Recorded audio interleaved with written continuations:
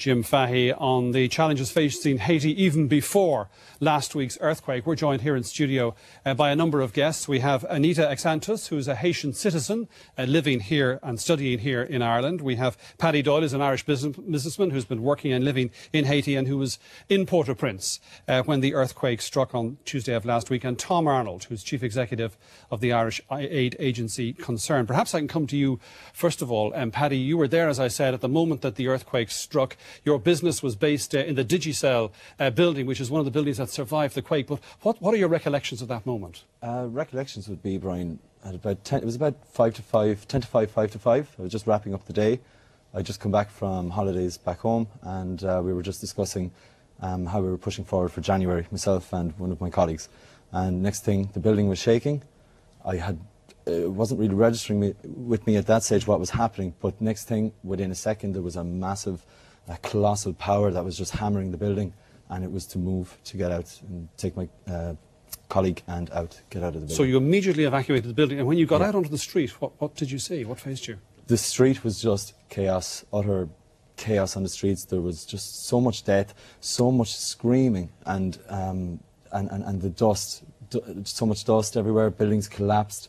And it was just like some form of, like a bomb had gone off or something. Even then, it really started to register with me that it had been an earthquake, and it was just unbelievable. It was. So, what were you able to do anything to help the people around you? Presumably, many of them injured. At that moment in time, you're just thinking survival. You're just thinking. I know it sounds selfish, but you are thinking of, you got to get to a safe location first and then assess the situation, because there's so many other expats in the building as well, and I knew how I would be able to link up with those people, but I could only do that if I got out of there. Again, all I had at that stage was the girl I'd gotten out of the building with me. And what about in the hours that followed? What happened then? The hours that followed, it gets dark normally around between 5:30 and 6 o'clock, so there's not much you can do in the night time. The most important thing was to get to a safe location. At that stage, I was with the Digicel expat clients and their families, and keep safe.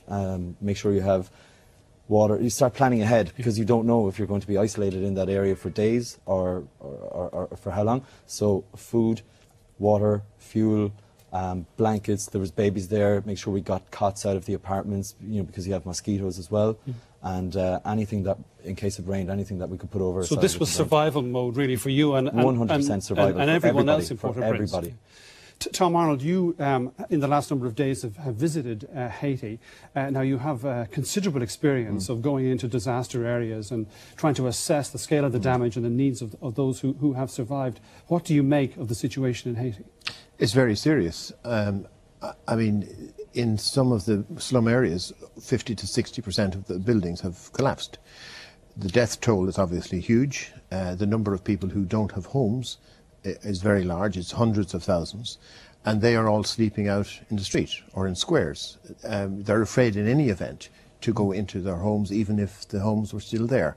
So there's a massive problem. In the first days, obviously, was an issue of getting water and food. And now, as Charlie said on the screen there, the aid effort has begun to really take effect, and I would see that over the next few days it is going to, a lot of people are going to get at least the basic necessities of life. Inevitably, I suppose, there will be an element of chaos and confusion, and that is very understandable. But did you see evidence that there's some kind of structure in place that can begin to grapple with these problems? There is. I think what Louise Ivor said there is very true, that the Haitian people displayed an extraordinary level of patience and dignity in most desperate circumstances.